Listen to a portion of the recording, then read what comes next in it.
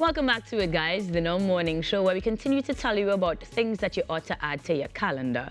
And this time around, we heading south, deep south, because the Business Pitch Competition and Brea Economic Development Day are what we are talking about with our next guests, who are going to be representing the Ministry of Sport and Community Development in the capacity of the Senior Policy Specialist, that is Ms. Melissa Williams-Campbell, and Ms. Laverne J. Wharton is the Chair of the Economic Subcommittee on Sustainable Community Development. Ladies, good morning and welcome to the Now Morning Show. Good morning and thank you. Good morning to you. I'm so glad that you all are here because we've spoken about entrepreneurship and women in business all together, and now we're talking about the community as a whole. So it's kind of continuing the conversation with a bit of specificity. First and foremost, though, Melissa, I'd like to start by identifying why exactly the business pitch competition and initiatives like this were the birthchild of the Ministry of Sport and Community Development. By virtue of context, right, these initiatives are really what we call policy in action, right? They are the operational component of the policy. The Ministry of Sports and Community Development has been pursuing the National Policy on Sustainable Community Development. Now, this policy was laid in Parliament in 2019. And since then, we have been engaging in effort towards accomplishing the fundamental goal, which is sustainable development within within community. This policy is multi-sectoral in nature, in that it involves different sectors coming together and working collaboratively, all in the interest of the community. And it's all towards the end of pushing community transformation. And when we say community transformation, we talk about meaningful community transformation, right? Transformation that is integrated and holistic in nature. So the policy fundamentally looks at or advocate and pushes initiative along 4 pillars of development, which are the economic, the human and social, the cultural, and the environmental aspect of development. It's also data-driven, and back in 2023, we would have conducted economic assessment in the 4 pilot communities in which the policy is being piloted. In these communities include Bojeju Partner Village, Indigo Martin, Marabella, Perseverance in Central, Brea, yours truly, right? Brea, as well as the Canaan Bonaccord community in Tobago. Nice, nice, nice. So we're actually seeing policy come to life, basically, through these types of initiatives. I understand. Now, specifically partnering with Brea is particularly because they also have Brea Economic Development Day. So I'm going to switch across to you, Ms. Wharton, a little bit, because I want you to tell me as to what that day looks like, first and foremost. What do we do on Brea Economic Development Day? On the day, we are definitely going to have, we hope, as much as possible, all of Trinidad and Tobago come down and experience what Brea has to offer. And what Brea has to offer at this time, engineered and sponsored by the ministry, as Melissa said, you'll be coming to see the businesses on the estate, present, where they will be showcasing what they do, what they can offer, and we are going to have our skills bank, business training, career development, where they are going to see how they are going to incorporate and do CSR and those kinds of things. So, and they are really willing to engage. Along with that, we're going to have several ministries present, including Ministry of Health. We're going to have a recruitment agency to deal with the skills bank and the career development. We're going to have at least 40, could be more, 40 entrepreneurs. Nice. And we have a variety of offerings from craft, artisans, food, you name it. So when you come down, you're going to have a place where your children can be, where we are hoping to have our long time games, hopscotch, moral, and so on. And the thing behind that, we're saying, please put down the phones. So the children at home now, so we're not going to show just the games that the parents have to spend and go to get at some park or something. But at home, we want them out of COVID to begin playing again in their little, you know, the 6 houses that are close by, that kind of thing. So come on, you all put down your phones and let's show them how to play hopscotch and more. Even a child was a comment. Looking forward to seeing you there. But then, is there a cost? Absolutely free. All you have to do is walk with a lot of money to purchase food, because we want our economic development there. We want our vendors to be successful. We want the food to run out Trinidad and Tobago. And there's a lot. I like that. I know I jumped the gun a little bit because that one is happening on the 10th. Yes, sir. There is also the event happening on the 5th that kind of almost ties back into the original part of the conversation about that sustainability and the business aspect of things a little bit more. So tell me on the 5th though, because the 10th is happening at the Vesini Secondary School, tell me about the business pitch competition now, because that might be something that persons who are going to be selling at the event on the 10th would want to be privy to. Correct. What can we look forward to there?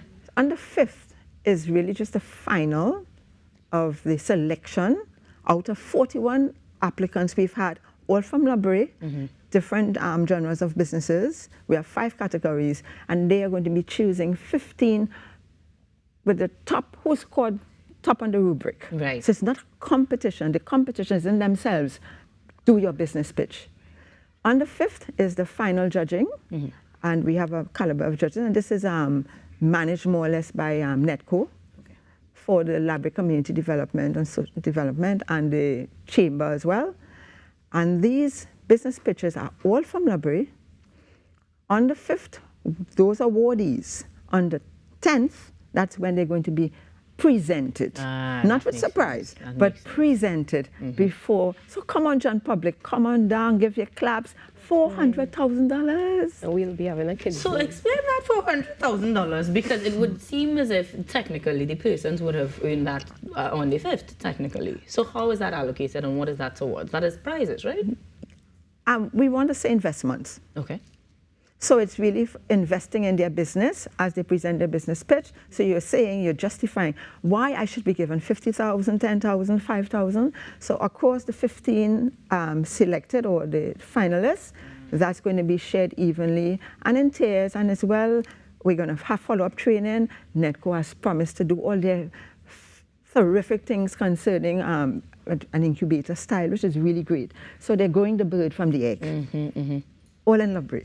So come on down. It's the pride for me that beams through when she talks about Brea. But Melissa, I know that, as you mentioned, there are other locations that we will see similar endeavors where we see, as you put it, policy in action. So beyond Brea, I know we're talking about those 2 events happening deep south first. What is next for the Ministry of Sports and Community Development where that sustainability goal is planned? Well, we will continue to roll out the policy because, as I indicated earlier on, the policy is being pilot tested in 4 communities in Trinidad and 1 in Tobago. We are testing the community, the policy in those communities with the intention to roll the policy out across communities in Trinidad and Tobago. To roll the policy out, we would have established, we have what we call a 3-layered institutional arrangement. So at the national level, we have a National Committee on Sustainable Community Development that provides oversight and guidance for the rolling out of the policy. And then we have at the regional level, the Municipal Committees on Sustainable Community Development. And at the community level, we have the Community Level Committee on Sustainable Community Development. And along the pillars, we would have subcommittees along the economic, the human and social, the environmental, right, and cultural pillars of sustainable community development, to which Ms. Wharton. So basically, we'll see more examples of these type of events at the different localities you mentioned earlier, because we have really creative initiatives, like we have the dirt oven, being rolled out in Boshiju Partner. Then we had the crab farm initiative in Tobago. So we have the hydroponic system being set up in Perseverance. So it's really about using the community assets, the skills, the talent, the natural resources in the community to develop the community. And we, as government, we are just facilitating and guiding and working collaboratively with corporate as well as academia, so we could allow the science to flourish in the way to develop the communities. Beautiful stuff. Now, what it sounds like is a lot of the public getting the information in action. That's right. If we wanted to see that data, or we wanted to even be part of those processes, are there registration points or connections that we can make with the ministry? Yes, certainly. Certainly, you can always reach out to the Ministry of Sports and Community Development, this policy unit. We have our Facebook page, we have our website, the various committees on sustainable community development at the community level. They do have their Facebook page, right, and as well, where you can get information, right? Okay. So, yeah. And Levin, if someone is from the library area or beyond and wants to get involved as well, joining the subcommittee or similarly accessing more information, how do we do that? There's several points. The Library Committee for Sustainable Development, we've got our own email, and we've also got phone numbers that you could contact, and that's 313-4796 and 269-7539. We also have emails, info@growlibrary.com. And we also have Eve Anderson, which is the recruitment agency for everyone who wants to come down and chart your career path. We are offering where you are, what you need to get where you think where you want to go, and the time you will take to get it, so that youths, this is about youth as well, so that youth can be engaging. So it's not just we're invited to something, we have a seminar and bye, participation. No, we're following up, and this is not a one-off. We're going to be having this continuing at least twice a year. So please look out for it. Beautiful stuff. We are marking our calendars for that pitch competition on the 5th, and probably we'll check in with you guys to get an update. Yes, on the 10th, we are heading to Vestany Secondary School from 8 a.m. to 4 p.m. absolutely free to enjoy the partake in the Brea Economic Development Day. And for now, I say thank you to you ladies both, not just for joining us, but for continuing to doing exceptional work.